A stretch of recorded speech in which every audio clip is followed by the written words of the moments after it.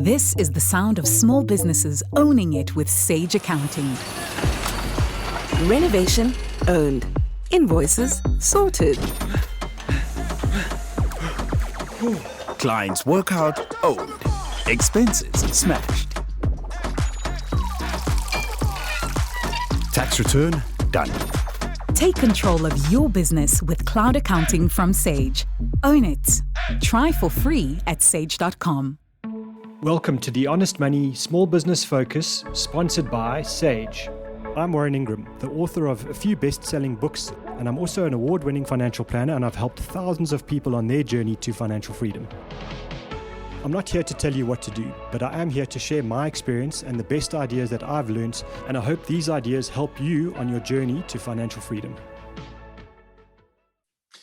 Today, we've got a really interesting guest, someone who is an innovation and meal consultant, and I promise you, we're not talking about food today. It's not that kind of a meal. So welcome to Vuyo. Thanks so much for joining us. Thank you so much, Warren. You know, when I say meal, in fact, last month of my newsletter, I wrote about meal and why it is nutritious for your business. So we can get into that. But it is a meal that you definitely need to keep your business nutritious.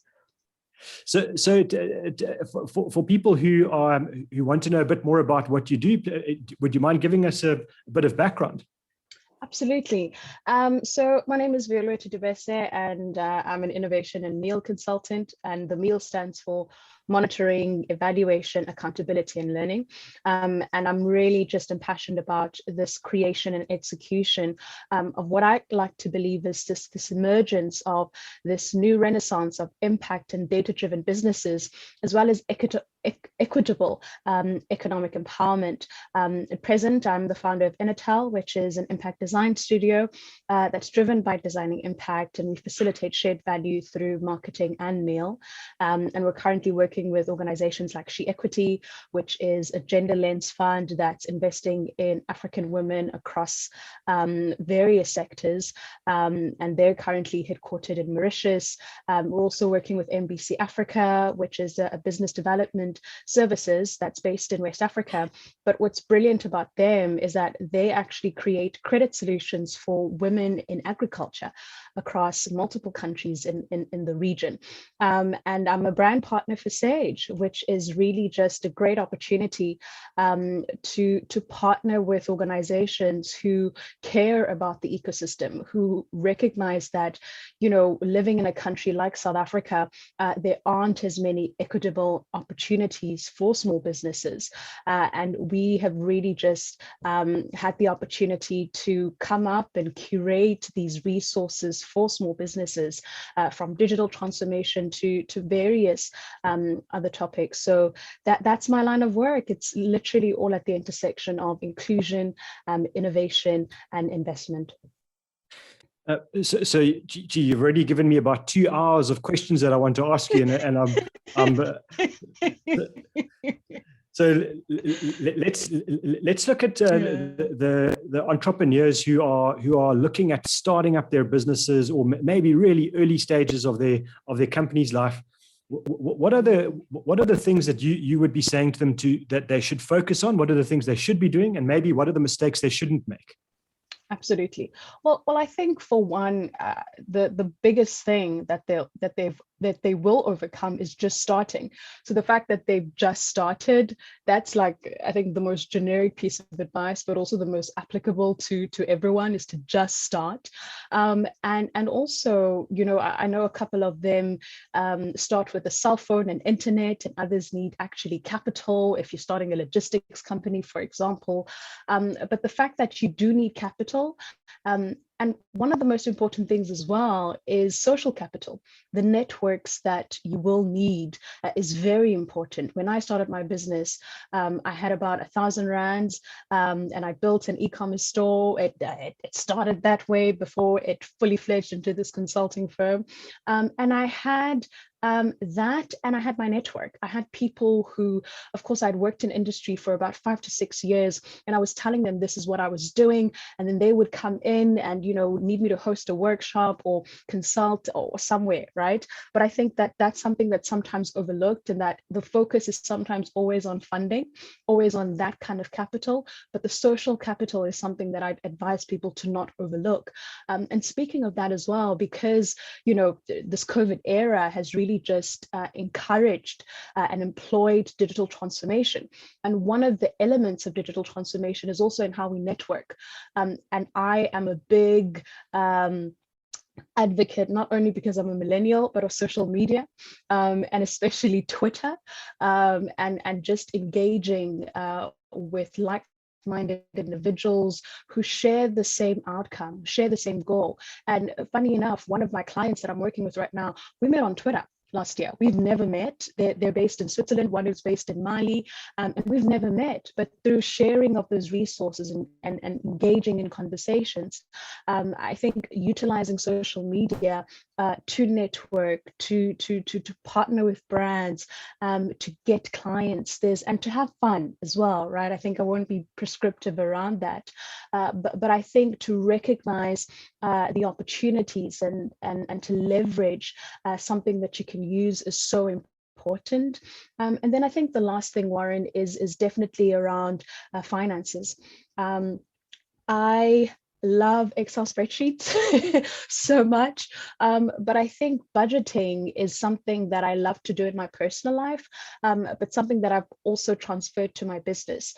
And before I started using Sage, budgeting was something that I did with an Excel spreadsheet. And I really, really want to encourage entrepreneurs to start budgeting for their business, because if you don't budget, right, if you don't plan, you plan to fail, as they say, or as the saying goes. So I think finances are so important. Even if you're bringing in 100 Rand in your business, record that, because as your registered business, compliance then comes in and SARS comes in, right? So I think definitely keeping track of your finances, starting with an Excel spreadsheet, is definitely something that I've learned to understand and to be very, very much kind to. And I think you make such a powerful point about entrepreneurs. My business is now nearly 20 years old. And the thing I always underestimated was my biggest value is actually selling myself. And as you're saying, you're calling it social capital. And I think it's a great point, is never forget that, you are your biggest asset. And if people can see your potential, and they fall in love with your passion for your idea, that has a huge value already, all on its own. And I think that's often something that we underestimate, as entrepreneurs, is we think it's all about a bank or an institution. And actually what we're doing is we're selling ourselves while we're selling our business idea and whatever it is. And don't be so focused just on the idea. You need to know that people are buying into you first, because actually, when you start, your business is really just an idea. The only thing they can really buy is you. 100%. It's nurturing relationships, right? It's building and nurturing these relationships. And something that, I think a lot of people would think is that once you get a client, that's just it.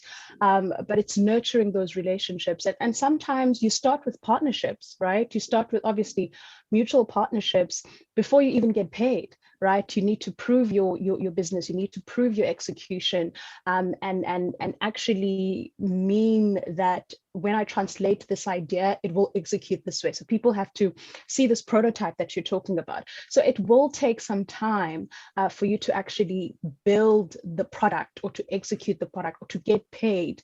And at times, this is how you pay your dues, by building those partnerships, and building those relationships. Because as you're saying, and as we know, that this is how the world works, and this is how the business world works, right? Sometimes it is about who you know. Not everyone has time to bid for proposals or create tenders or all of those things, but really just continue to self-promote your business and self-promote yourself, and it'll happen. It really will. And I think, to add to that, I think you need to do it in an authentic way. And I think that's one of the things we don't need to pretend that we're something we're not. If you've got passion about an idea and you're willing to put in the effort and you have the commitment, that's already amazing. Don't be fake about it, because people can see through that. I think I think human beings have got a good sixth sense often for people who are putting on an image and not a reality. 100%, 100%. And whether that's online or offline, right?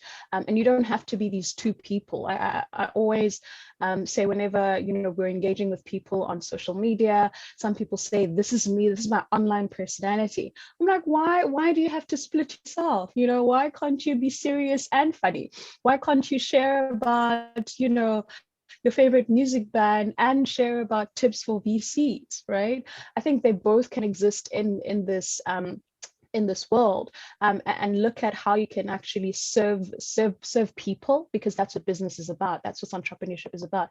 It's about service, right? So how can I service these people through this innovative or incremental solution that I've created, and continue to build those relationships and nurture them. I'm big on partnerships. I'm big on nurturing and building relationships, because that's where opportunities come in, right? Not just on the golf course, but also on those Twitter engagements. Absolutely. And I think it allows us to explode our network. I mean, we don't have geographical boundaries. We don't have to be saying, well, we're only going to service people in Joburg because that's all the people I know. You can service anybody in the whole of South Africa or the whole of the world. And I think you're right. It's to think big, but start small in terms of saying, whatever I'm going to do today, I'm going to execute, and I'll make sure that I deliver on the promises I've made today. The big vision is great, but you can't sell a big vision if you're not executing what you promised. That's right. So one of the things you said, which I really want to touch on, is that there are some resources out there that entrepreneurs can access, and can you give us any pointers where entrepreneurs can go and find these resources? Absolutely. So I'm big on impact, and putting impact at the forefront of your business and not letting it just be an afterthought, as well as not thinking about impact as just about create or job opportunities that are created, but what is the value that's created at every touch point of your business, right? And how can you think about that?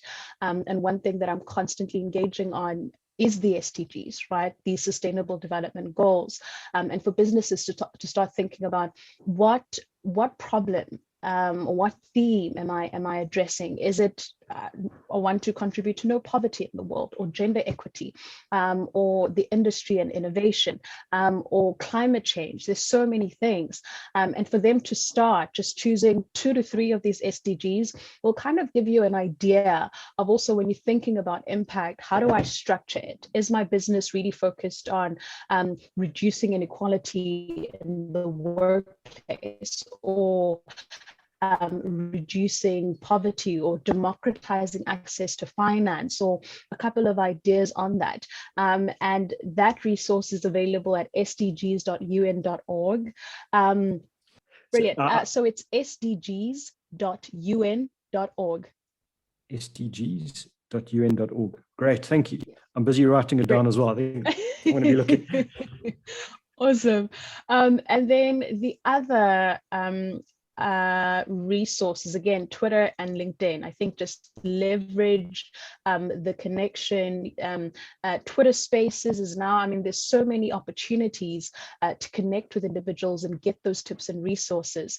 The other thing I'd recommend for entrepreneurs is to join a community, whether it's an incubator program or newsletters, but join a community of like-minded individuals. One of my favorite is a Facebook group called Future Females, and it's calling upon all entrepreneurs who are women across the globe, and they're sharing resources from funding to business plans to opportunities for other women to recruiting in those businesses. So join a community, absolutely something that I'd recommend, of course, dependent on your needs for your business, whether you're hustling, or dependent on what you, even the wish list for your business or the wish list for the founder is dependent on.